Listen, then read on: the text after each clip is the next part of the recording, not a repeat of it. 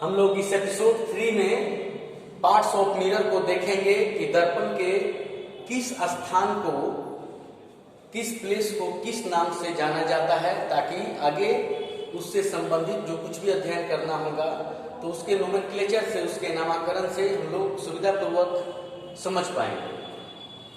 तो जैसे parts of mirror दर्पण के अंग में एक फर्स्ट पॉइंट लेते हैं पोल। पोल का मतलब ध्रुव।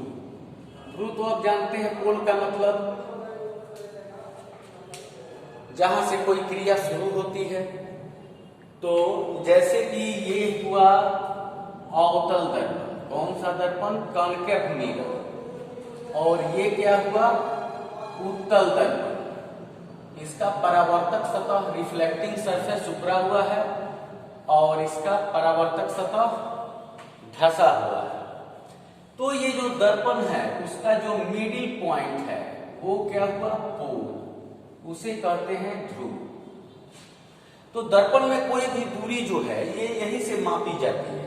Object distance, image distance, focal length, radius of curvature, ये कुछ भी जो है इसमें पोल से मेजर किया जाता है। जब हम लोग न्यूटन फार्मूला अप्लाई करते हैं तो हम लोग सेंटर पोल मानते हैं फोकस को, है ना। फ्रेम ऑफ रेफरेंस एक निर्देश बिंदु, तब फोकस को मापते हैं। अभी हम लोग इसको पोल को माप रहे हैं। तो ध्रुव, तो ये क्या दिख रहा है आपको? किसी भी दर्पण का मध्य बिंदु, किसी भी दर्पण का मध्य बिंदु ध्रुव कहलाता है। The middle point of a mirror called pole. किसी दर्पण का मध्य बिंदु क्या कहलाता है? ध्रुव कहलाता है। अब हम लोग देखेंगे एक टॉपिक, वक्रता त्रिज्या। ये कौन सा पॉइंट हुआ? वक्रता केंद्र ले लेंगे। वक्रता केंद्र, सेंटर ऑफ कर्वेचर। तो हम लोग मिरर के डेफिनेशन में ऑलरेडी मिरर के डेफिनेशन में हम लोग पढ़ चुके हैं क्या, कि मिरर कैसे बनता है। आप जानते हैं कि कांच के खोखले गोले से काटा गया होता है। ये सेकेंड एपिसोड में आपको मिरर को डिफाइन किया गया है। तो अब जानते हैं कि कोई कांच का खोखला गोला है, उसके एक पार्ट को काट दिए, अगर बाहरी सतह को पेंट कर दिए, भीतरी सतह से रिफ्लेक्शन हो रहा है, तो ये अवतल दर्पण हुआ। और अंदर वाले को पेंट कर देंगे, बाहर वाले से रिफ्लेक्शन होगा तो ये कन्वेक्स उत्तल हो जाएगा। तो ये जो मिरर है वो किसी स्फीयर से ही बना है। उस स्फीयर का कहीं ना कहीं सेंटर है। वही सेंटर जो है इस मिरर का सेंटर ऑफ कर्वेचर का है। अर्थात कह सकते हैं कि किसी दर्पण का वक्रता केंद्र, कोई दर्पण है, इसका वक्रता केंद्र उस दर्पण का, उस गोले का केंद्र होता है। किसी दर्पण का वक्रता केंद्र उस गोले का केंद्र होता है जिससे वह काटा गया है या जिससे वह बना है। तो इसको ऐसे डिफाइन कर सकते हैं, centre of curvature of a mirror is the center of that sphere by which it made या it is cutted, जिसे काटा गया है। तो यही बता सकते हैं कि किसी दर्पण का वक्रता केंद्र उस गोले का केंद्र होता है, उस गोले का केंद्र होता है जिससे यह बना होता है, यानी centre of curvature of a mirror is the centre of that sphere by which it made. तो ये हुआ। उसके बाद अब हम लोग एक टॉपिक देखेंगे, प्रिंसिपल एक्सिस, प्रधान अक्ष या मुख्य अक्ष। ये वास्तव में जो प्रिंसिपल एक्सिस होता है ये प्रिंसिपल एक्सिस एक काल्पनिक रेखा होती है, सीधी काल्पनिक रेखा। कैसी सीधी? तो जो सीधी रेखा के लिए 2 पॉइंट्स होनी चाहिए, तो 2 पॉइंट्स के लिए क्या होगा? पोल और सेंटर ऑफ कर्वेचर को मिलाने वाली सीधी काल्पनिक रेखा। जैसे कि ये हुआ कॉन्केव और ये हुआ कॉन्वेक्स, ऐसा मिरर हम लोग बना लिए। चलिए अभी ये लाइन नहीं देते, तो यहां आप जानते हैं कि ये जो मिरर होगा इसका सी सेंटर यहां होगा, ये पोल, और इसका सेंटर कहां होगा? यहां होगा। और ये वाला जो मिरर है कन्वेक्स, इसका पोल ये और इसका सेंटर ये। तो किसी दर्पण के ध्रुव, पोल एवं वक्रता केंद्र को मिलाने वाली सीधी काल्पनिक रेखा, इसी को कहते हैं प्रिंसिपल एक्सिस।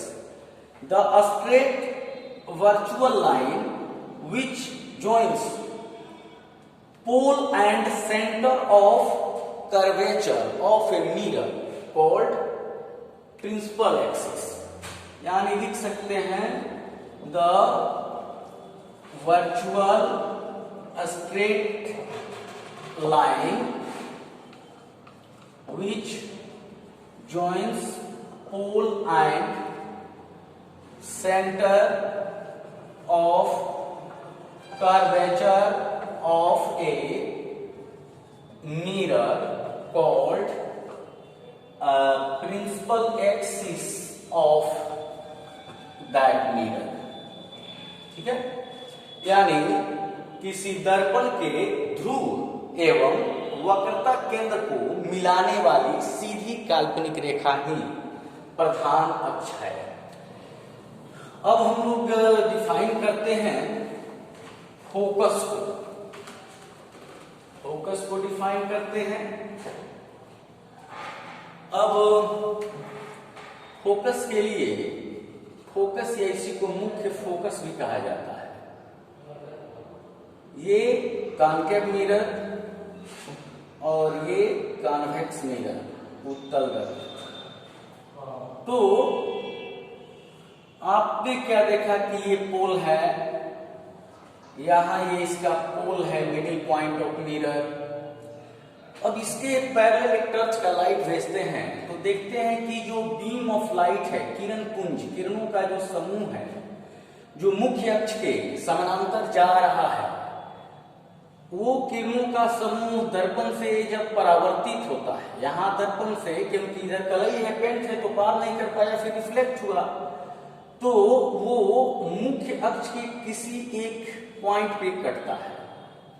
अगर छोटे एपरेचर, छोटे द्वारक का दर्पण है तो ये आप और क्लियर देख सकेंगे, और आपको एक्सपेरिमेंट में भी जितना हो सकेगा बोर्ड पे दिखाया जाएगा फोकस दिखाने के लिए। तो ये फोकस हुआ। और अगर ऐसे पैरेलल यहां भेजते हैं कन्वेक्स के सामने, तो ये किरणें इधर रिफ्लेक्ट हो सकती है। यहां से देखेंगे आप तो लगेगा कि इधर से आ रही है, इधर से जाने वाली किरणें इधर की ओर रिफ्लेक्ट होंगी। इधर से यदि आप देखते हैं तो आपको क्या लगेगा, इधर से आ रही है। तो ये इसका फोकस हुआ उत्तल का।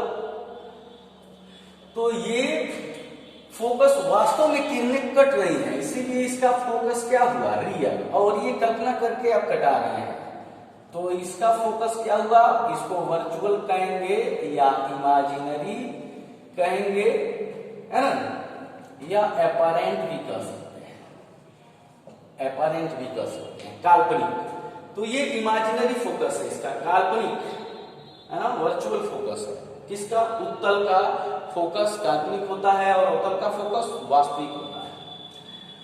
तो यहीं पे हम फोकल, तो इसको क्या डिफाइन कर सकते हैं कि किसी दर्पण के मुख्य अक्ष या प्रधान अक्ष के समानांतर आने वाली किरणें दर्पण से परावर्तित होने के बाद इस मुख्य अक्ष के किसी एक बिंदु पर कटती हैं या कटती हुई प्रतीत होती हैं, उसे उस दर्पण का फोकस कहा जाता है।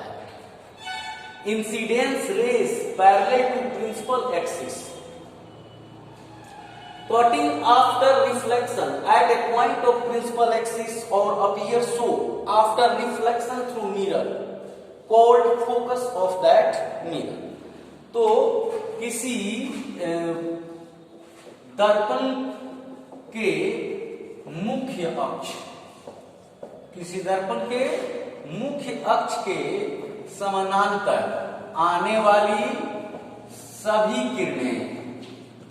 सभी किरणें का मतलब छोटे द्वारक के लिए, बाकी का फोकस एक जगह, 2 जगह, 3 जगह बनता दिखाई देगा यदि उसका एपरेचर बड़ा है। एपरेचर का मतलब किस कोई जो दर्पण है उसके दोनों सिरों के बीच का डिस्टेंस, यानी यहां से यहां तक का दूरी, ये एपरेचर हुआ।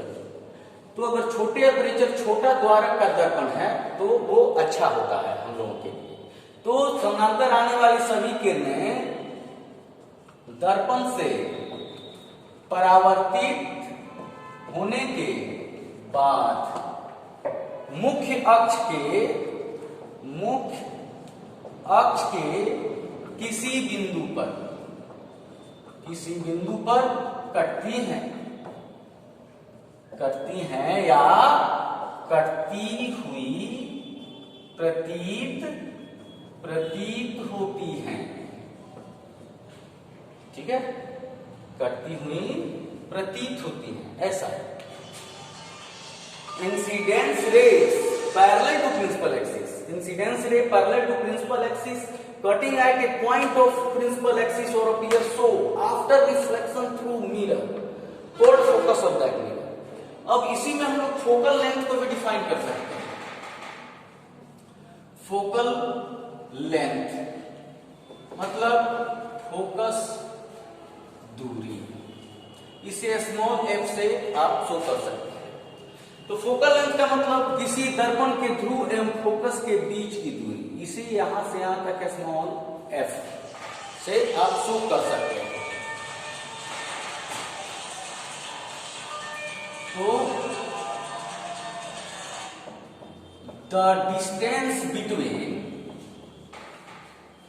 pole and focus of a mirror, the distance between pole and focus of a mirror called focal length of that mirror। ठीक है, यानी किसी दर्पण के ध्रुव एवं फोकस के बीच की जो दूरी है उसे फोकस दूरी कहते हैं, चाहे वो उत्तल में हो या अवतल में। ठीक है, अब हम लोग देखेंगे वक्रता त्रिज्या। तो वक्रता त्रिज्या आप देख रहे हैं, वक्रता कह रहा है जैसे फोकस दूरी, यानी कोई भी दूरी तो पोल से मापते हैं, फोकस बोला तो इसका मतलब पोल से फोकस। अब वक्रता त्रिज्या, इसका मतलब वक्रता त्रिज्या, इसका मतलब कि पोल से कोई दूरी मापेंगे, पोल से वक्रता केंद्र के बीच की दूरी।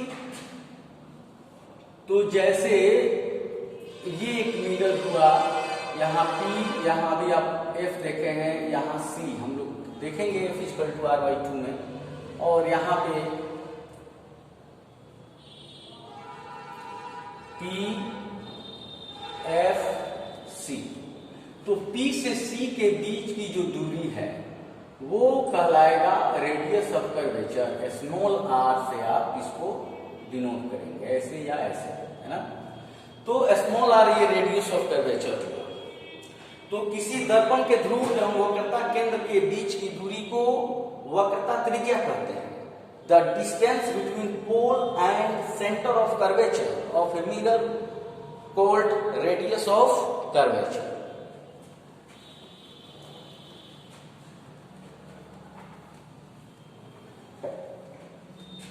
अब हम लोग एक छोटा सा टॉपिक देखते हैं कि किसी दर्पण में सिद्ध करें कि F = R/2। Prove in a mirror that F = R/2। इसे हम लोग अगले एपिसोड में देखेंगे। ठीक है, धन्यवाद।